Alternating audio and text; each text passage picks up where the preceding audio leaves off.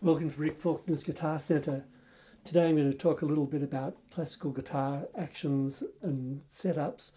I have with me today a 1969 Jose Ramirez 1A. Most of you will be familiar with this guitar. It's the guitar that Segovia used for most of the latter part of his recording and concert career. And Jose Ramirez III made several innovations in the classical guitar. Deeper body width, also laminated the sides to make the sides stiffer, to give a bit more focus on the tone. Also, he and Fleta were two of the makers who started using cedar, which this guitar has a cedar soundboard.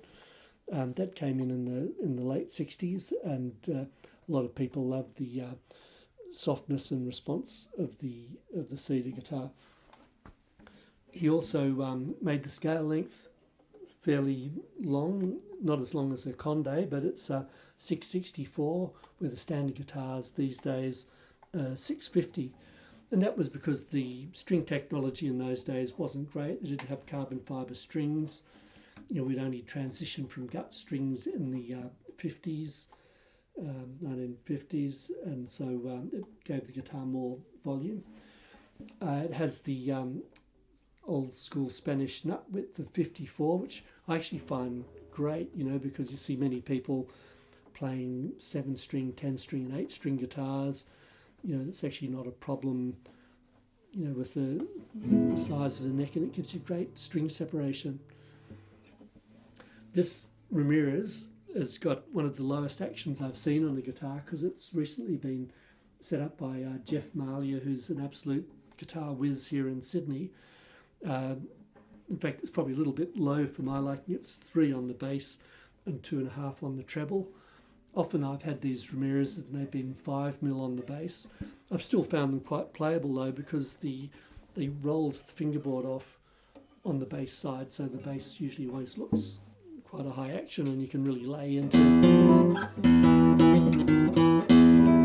the bottom end when you're playing Asturias and things like that. But let's have a listen to her.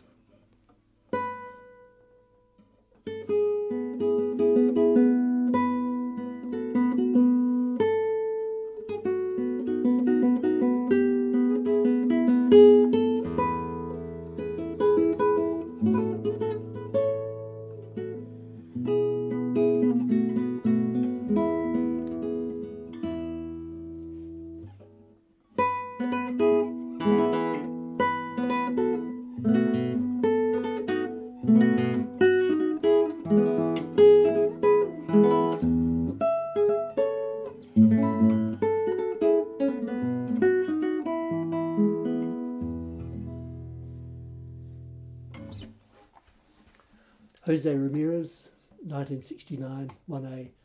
Thanks for listening.